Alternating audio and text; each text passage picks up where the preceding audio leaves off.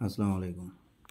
এখন আমি আপনাদেরকে দেখাবো আপনার কাস্টমার আপনার অ্যাপস ব্যবহার করে কোনো ব্যাংক অ্যাকাউন্টে টাকা পাঠাইলে সেটা আপনার সার্ভার থেকে কিভাবে কোন জায়গা থেকে যাবে।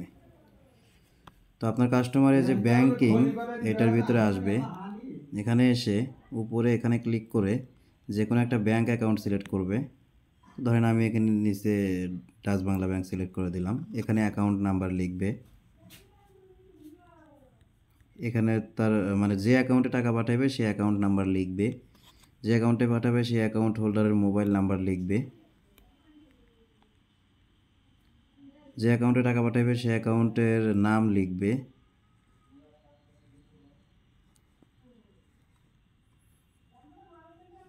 কত টাকা পাঠাবে সে টাকার পরিমাণটা এখানে লিখে দিবে। নোটের জায়গায় কোনো কিছু চাইলে লিখতে পারে, না চাইলে না লিখতে পারে। মাই পিনের জায়গায় তার অ্যাপসের যে পিন আছে সেই পিনটা লিখে দিবে, দিয়ে নিচে সাবমিটে ক্লিক করবে।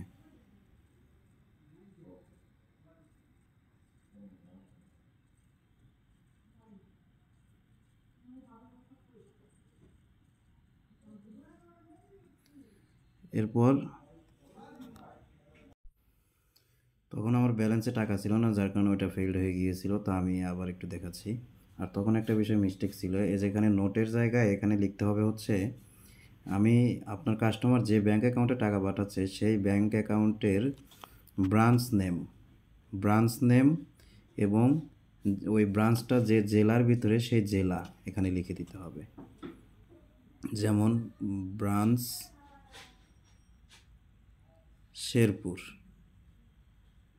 এভাবে লিখে দিতে হবে। এরপর ডিস্ট্রিক্ট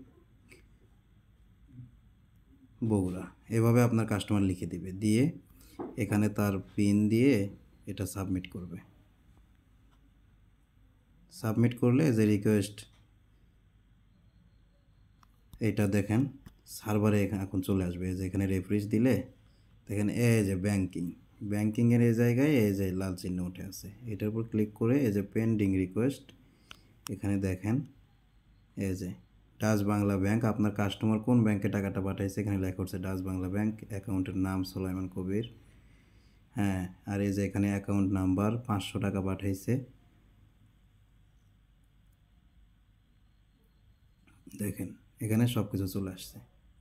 এখন এখান থেকে আপনি আপনার কাস্টমারের এই ব্যাংক অ্যাকাউন্ট নাম্বারটা কপি করে নেবেন, নিয়ে অ্যাকাউন্ট হোল্ডার নেমটা কপি করে নেবেন, সব কিছু কপি করে নিয়ে এরপরে এই যে এখানে দেখেন এই যে ব্রাঞ্চ শেরপুর ডিস্ট্রিক্ট বগুড়া, এখানে কিন্তু এটা লেখা আছে। তো আপনি অ্যাকাউন্ট নাম্বার কপি করলেন, অ্যাকাউন্টের নামটা কপি করলেন সুলাইমান কবির, এবং ব্রাঞ্চ শেরপুর বগুড়া ওইটা দেখে নিলেন, নিয়ে এখন আপনার যে ব্যাংক থেকে ওই ব্যাংকে টাকা পাঠাবেন সেই ব্যাংক অ্যাকাউন্টের ভিতরে গিয়ে এই অ্যাকাউন্ট নাম্বারটা বসাবেন, অ্যাকাউন্টের নাম বসাবেন, ব্রাঞ্চ নেম বসাবেন, বসিয়ে এনপিএসবি করে হোক বা যেভাবে হোক এই টাকাটা পাঠিয়ে দেবেন। আর ব্যাংকিং লেনদেন করার ক্ষেত্রে আপনার একটা শর্ত হলো, ব্যাংকিং লেনদেন করার ক্ষেত্রে আপনাকে অবশ্যই ব্যাংক অ্যাকাউন্ট থাকতে হবে। আপনার বিভিন্ন ব্যাংক অ্যাকাউন্ট থাকলে ভালো হয়, তবে যদি জাস্ট একটা ব্যাংক অ্যাকাউন্ট থাকে একটা ব্যাংক অ্যাকাউন্ট থেকেও লেনদেন করতে পারবেন এনপিএসবি করে। যারা ব্যাংকিং লেনদেন করেন তারা মূলত এই বিষয়টা বুঝবেন। আর অন্যান্য ব্যাংক অ্যাকাউন্ট না থাকলেও চলবে, একটা ব্যাংকের মাধ্যমে আপনি এনপিএসবি করে লেনদেন করতে পারবেন। তো এখান থেকে ব্যাংক অ্যাকাউন্ট কপি করে নিয়ে এনপিএসবি করে হোক বা ইএফটি করে হোক বা যে কোনো মাধ্যমে সেই অ্যাকাউন্টে টাকা পাঠিয়ে দিবেন। টাকা পাঠিয়ে দিয়ে এই যে উপরে টিক চিহ্নতে ক্লিক করে এটা সাকসেসফুল করে দিবেন। এখানে ডান লিখবেন, লিখে এই কনফার্মে ক্লিক করবেন। ক্লিক করলে এটা সাকসেসফুল হয়ে যাবে। এটা হচ্ছে ব্যাংকিংয়ের সিস্টেম। তো এই ভিডিওতে এ পর্যন্তই, দেখা হবে পরবর্তী ভিডিওতে। আল্লাহ হাফেজ, আসসালামু আলাইকুম।